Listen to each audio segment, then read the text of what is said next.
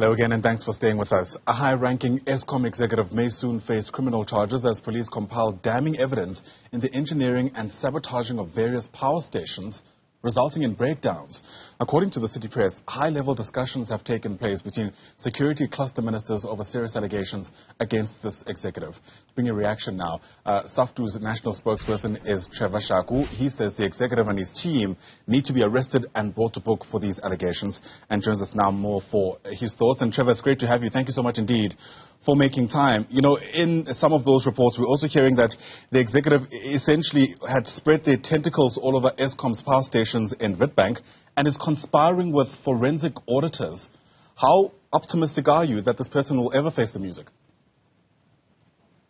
Good morning and thanks for having us. Look, in the context of the failures of law enforcement to get people of this kind to dance to the tune of the law and to face accountability, the chances may be slim. But we think that in this context where some level information has been established, some basic information has been established, especially the WhatsApp conversations which have been reported in the city press yesterday, have been established and the police are in possession of. We think that there might be a move insofar as that is concerned. And we think that this person and the people he is working with must be arrested. The forensic auditors that is in cahoots with, the engineers who is in cahoots with, and are actually coordinating to sabotage the power stations so that out of them they will be able to benefit.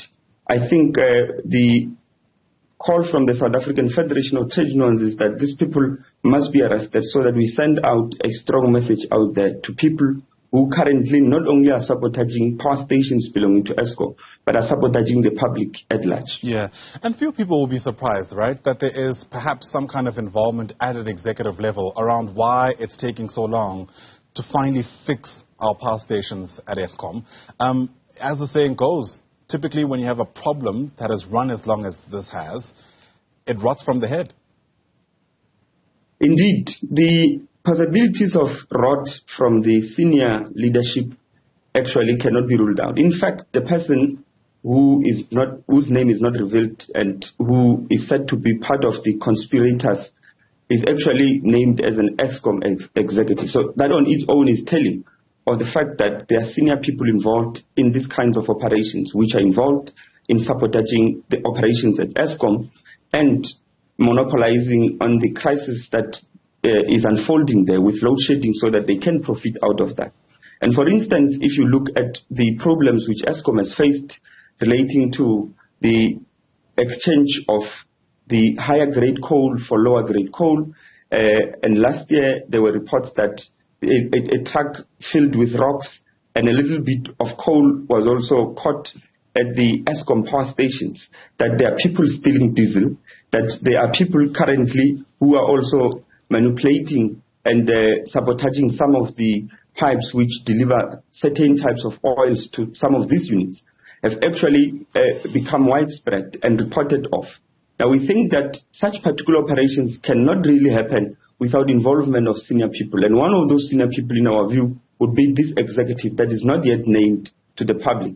And we think that further investigations should be able to reveal the other senior members of Eskom and senior members across the corporate sector who are involved in these kinds of operations to ensure that they monopolize and profit out of the crisis that currently has put us under a serious problem where we are entering winter, but we do not have stable power and cannot warm our homes. Yeah, but secondly, where workers are actually suffering because of retrenchments and cuts on their wages because of the load shedding crisis. You know, this morning we're covering stories around people resorting to sleeping at police stations because they're worried that there may be no power in their own homes to keep their oxygen tanks going. It really is untenable.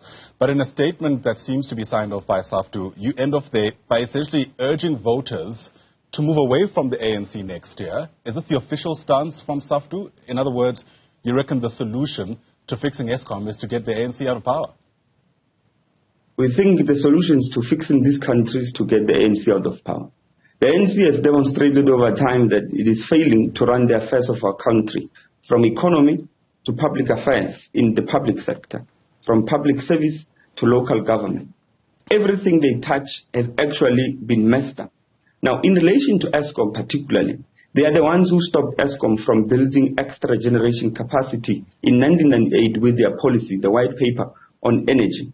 And in 2007, when load shedding was implemented, Thabo Mbeki, the president then of the ANC, admitted that they were wrong as a government and that Eskom was right because Eskom had urged them that as a result of the electrification, because out of the apartheid system where a lot of the majority of our people were not connected to the grid, now the first priority of democratization was to connect many households to that particular grid, but also looking at the fact that the economy on its own was going to grow. Therefore, demand was going to grow, and as a result, this put a necessity on the part of Eskom to expand its generation capacity. The moratorium they put on Eskom has actually landed us where we are, that Eskom should not build power stations, and expand its power generation, and that such will be auctioned to the private producers, the so-called independent power producers. And whilst that failed dismally, what the delay cost is that Eskom found itself in the crisis of load shedding, and that particular crisis of load shedding has created an enabling environment for these kinds of cartels which are operating to benefit out of this particular crisis to thrive. Sure. So we think at the core of it is the ANC's failure, and therefore it should be removed out of power. It has demonstrated over time it is failing. You know, the more we peel off the layers of corruption around Eskom, the more we actually discover that there are more layers to peel. And I wonder whether you get the sense that we actually have any idea of what's going on there. And I'm asking this sincerely, you know, in a context where, again, from the outside, these are very straightforward issues. And it kind of boggles the mind that to this day, decades down the line, we're still asking fundamentally the same questions around why it's so hard to get this right.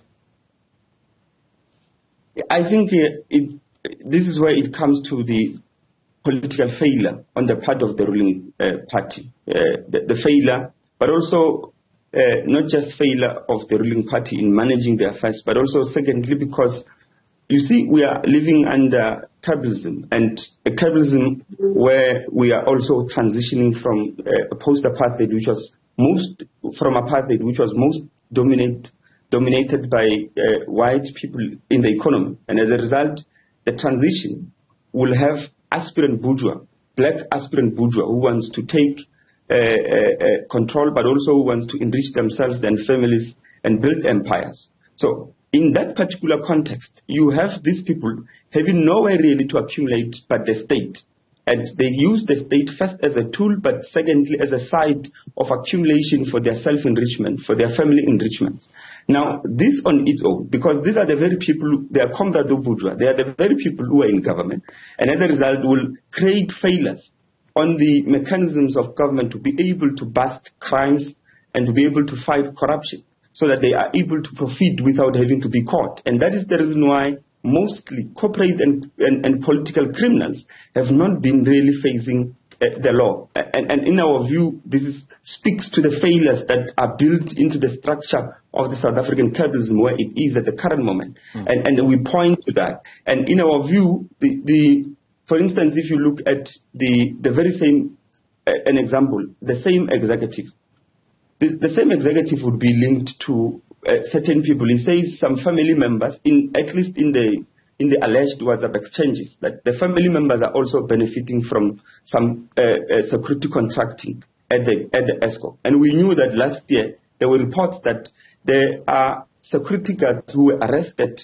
for stealing diesel at one of the power stations of Eskom. So you see, it's a web of people who are trying to enrich one another from one end to the other. And as a result, because they are connected to politicians and because it's politicians whose families are benefiting out of this, they are not doing enough to fight corruption. What they are doing actually is to disable the law enforcement agencies by capturing them so that they are not able to fight this corruption, because fighting that corruption essentially would mean that they are imprisoning themselves. Right. Question, I suppose, then is who's fooling who? Trevor Shaku, thanks for giving us your reaction to this. Appreciate your time this morning.